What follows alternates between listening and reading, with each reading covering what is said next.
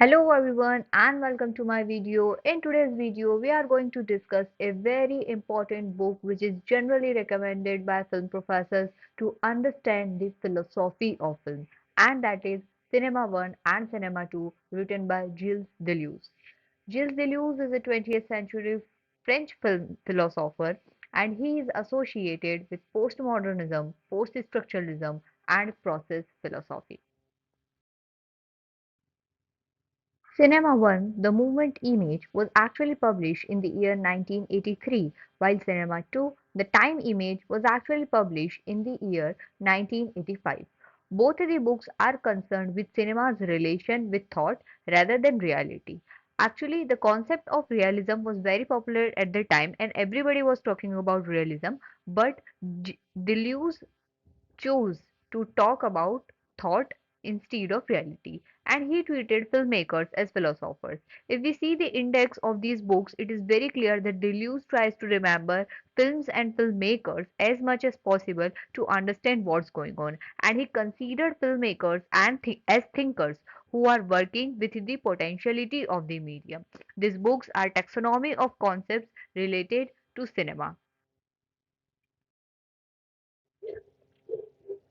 In the preface of Cinema One, he clearly wrote that the book does not deal with the history of cinema, but isolate certain concepts of cinema. And these concepts were not technical or critical or linguistic, but these concepts are associated with images and sign. He tried to cover various type of images like movement image, time image, perception image, etc. that we are going to discuss later. He also made it clear that the Cinema 1 and Cinema 2 are based on the concept of movement and time given by Henry Bergson in his book Matter and Memory in the year 1986. But before delving into the concept of movement and time, it is important to understand the concept of image first. Gilles argues that image is not equals to picture, and from the movement image, he doesn't referring the moving image. What we understand from the Lumiere brothers' work that cinema was known as moving image or motion picture in its initial years, but Gilles argued that it is a major misconception that image is equals to picture or movement image is equals to moving image. He clearly wrote in his preface that the image is itself is the system of the relationships between its elements. What is specific to the image is to make perceptible, to make visible relationships of time which cannot be seen in the represented object. It means that through image, Deleuze refers to the assemblage of things perceptible to eyes and ears. Cinema 1, the movement image, basically deals with the cinema before World War II, while Cinema 2, the time image, deals with the cinema after World War II. And hence, in Cinema 1, we can find the instances of classic Hollywood cinema, Soviet montage, pre-war French cinema, and pre-war German cinema. While in Cinema 2, Italian neorealism, French novel vague, German expression, and post-war Japanese cinema are predominant. But it is important to understand what Deleuze mean with this distinction.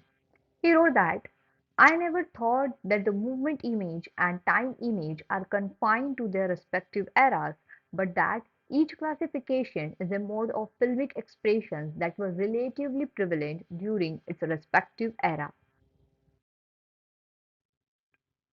In Cinema 1, he argued that movement and action are not bounded by time, and in Cinema 2, he argued that the flow of time is not bounded by action and movement. These two things are very difficult to understand, so let's understand them one by one. In Cinema 1, he argued that the characters are placed in situations in which they perceive things, get affected by those things, and take action. So let's understand it using this flow chart that first thing is the character perceive, then the character get affected, and then the character do some action.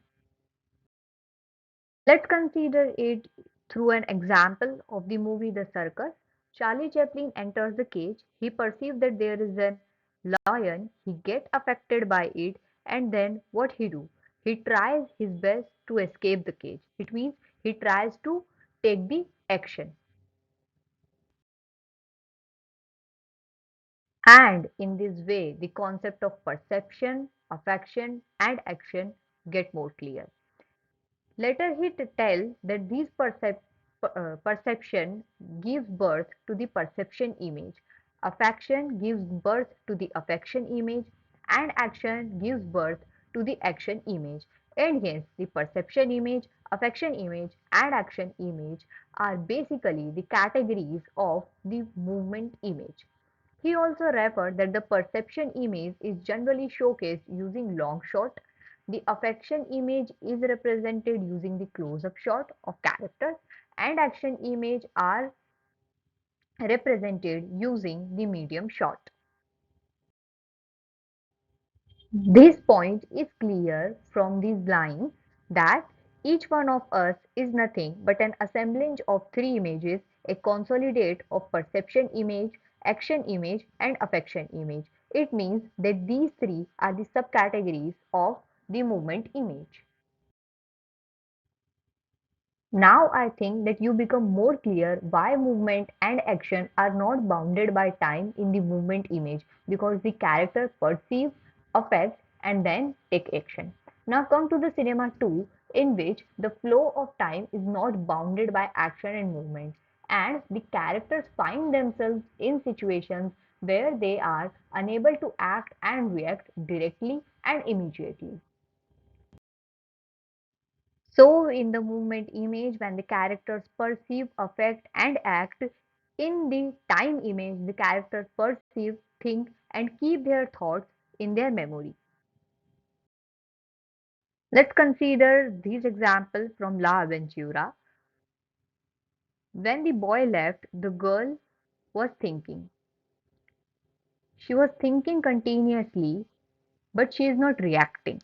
She has so much into her mind, but she is not reflecting her thoughts. She was just thinking, simply walking, but doing nothing.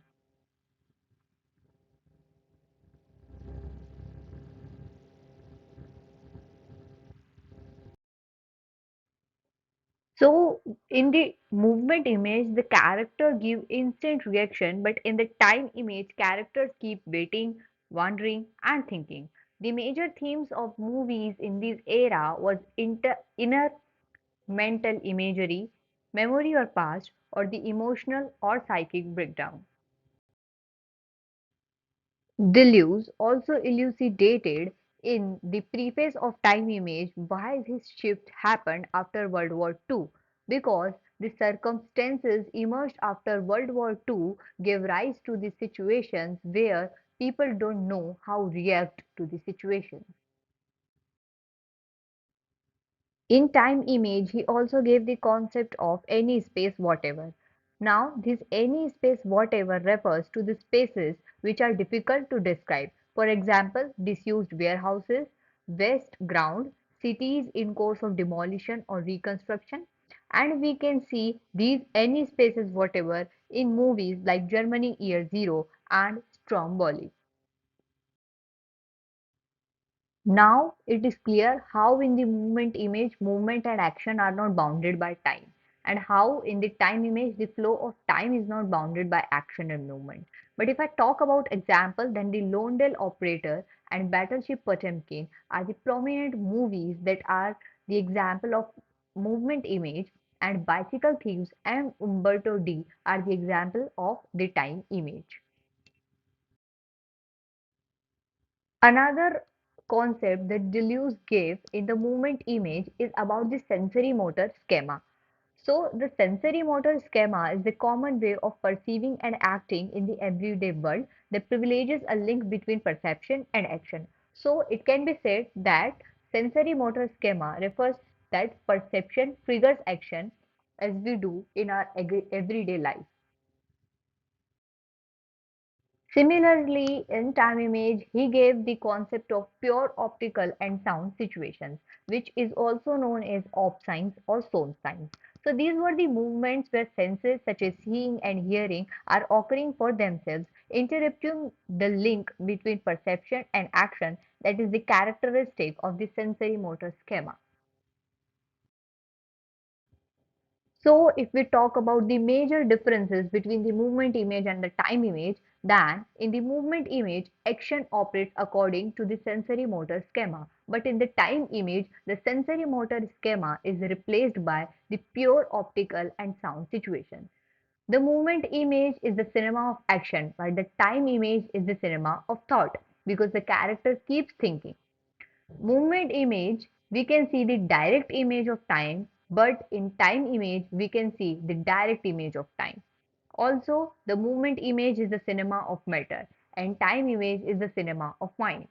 In movement image, the characters are agents, but in time image, the characters are seers who are unable to react on anything.